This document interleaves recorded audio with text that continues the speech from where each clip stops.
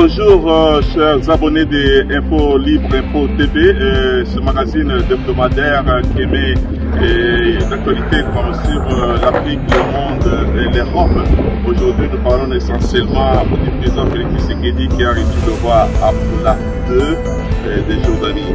Nous parlons aussi du président de la République qui a reçu le fondateur de la société américaine ainsi que Peter Pham, l'ancien envoyé spécial des USA. Et on ne manquera jamais de parler de la situation en Ukraine ainsi que la guerre qui bat encore pendant ce temps entre l'Ukraine et puis la Russie. Nous parlons aussi du Vatican qui a érigé le nouveau diocèse de Chilomba dans le Kasaï et la République démocratique du Congo. Et nous ne pouvons ne pas parler de l'Angola où il y a le 2 avril est prévu un concert en mémoire de 20 ans depuis la signature de la paix dans ce pays d'Afrique australe, ainsi que de la diaspora qui s'exprime. Voilà pour les titres de nouveau journal télévisé de cet hebdomadaire qui se passe aujourd'hui au siège de l'Union européenne à Bruxelles. Comme je le disais dans le sommaire, que la question qui est pertinente actuellement, qui est beaucoup plus d'actualité, celle relative à la guerre des affrontements permanents en Ukraine, où la Russie ne cesse de bombarder le peuple ukrainien et voilà qui tient à ce que l'Est de l'Ukraine soit vraiment libéré. Alors je voulais inviter sur le plateau notre visiteur, s'il peut venir et nous dire quelque chose sur l'Ukraine. Bonjour monsieur. Vous êtes les bienvenus sur Libre Info TV. Est-ce que vous pouvez regarder la caméra et dire quelque chose sur la guerre en Ukraine? Je trouve ça complètement déjà désastreux pour le peuple ukrainien et en espérant que cette guerre cesse, car on sait très bien que le monde cherche la paix et c'est tout à fait incompréhensible ce qui se passe en ce moment en Ukraine.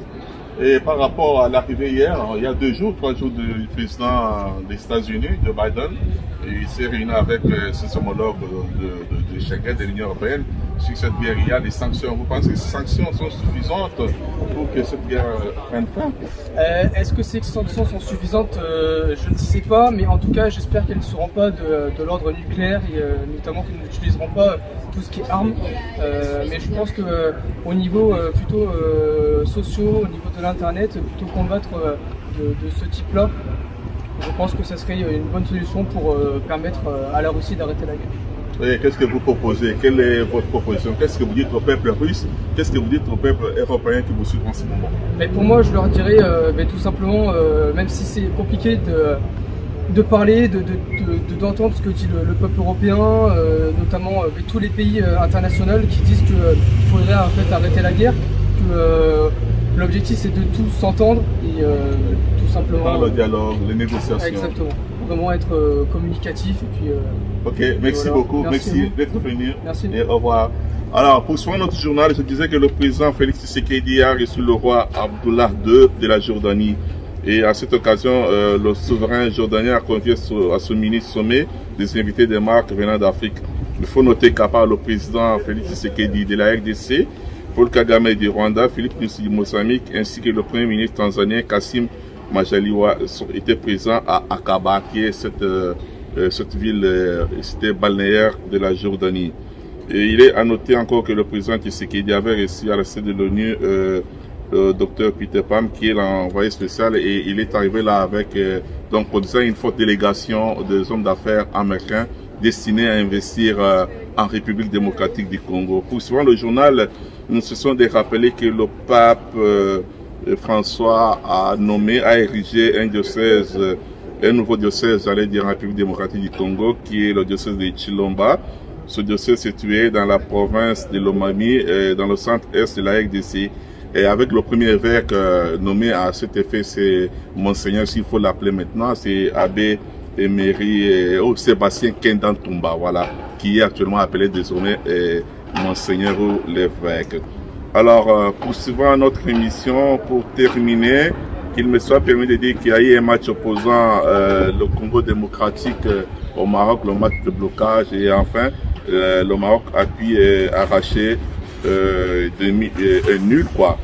Et je ne peux ne pas parler des assises en Guinée entre le président, entre les Guinéens et le nouveau chef de la République de Guinée, M. Mamadi, qui est appelé à des concertations. Enfin, nous parlons de la diaspora qui s'exprime. Nous avons toute une ribambelle de diaspora. Vous savez, la diaspora congolaise est partout dans le monde. Et il y a une diaspora laborieuse qui est là, ce n'est pas pour dépendre des allocations données dans ce pays d'accueil, mais parce qu'ils travaillent. Bonjour Info Télévision, je me présente. Je m'appelle Alain Ilunga Zakabe. J'habite au Canada, précisément dans la province du Québec. Je suis congolais ressortissant de la République démocratique du Congo. Ici, je travaille comme agent au service correctionnel du Québec. Merci. Bonjour Libre Info, voilà, je suis congolaise, je m'appelle Davina. Je suis aide-soignante, mais actuellement je suis en congé maternité. Voilà, merci. Au revoir. Au revoir. Bonjour, je m'appelle Luki. Oui, je suis congolais, j'habite à Paris. Et j'aide les Congolais pour les démarches administratives. Ciao. Bonjour Libre Info, c'est M. Kabala Toulanché Simon Pierre, congolais de Kinshasa. Je suis concierge à Val-de-Marne 94 en France. Merci. Salut Libre Info, c'est moi votre frère Joachim Béa. Je travaille ici à Dubaï. Je travaille dans un supermarché.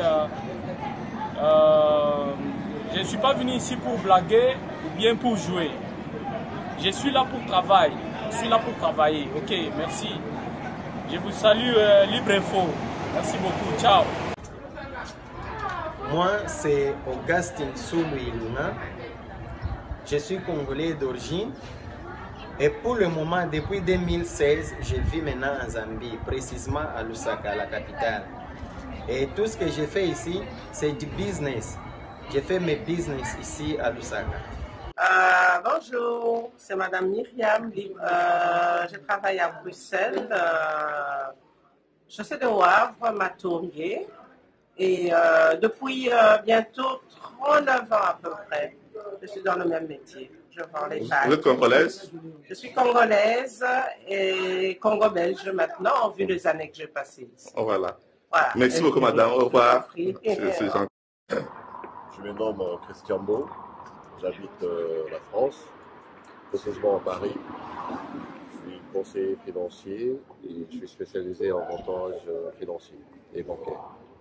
Je suis de la diaspora et on est tous ensemble.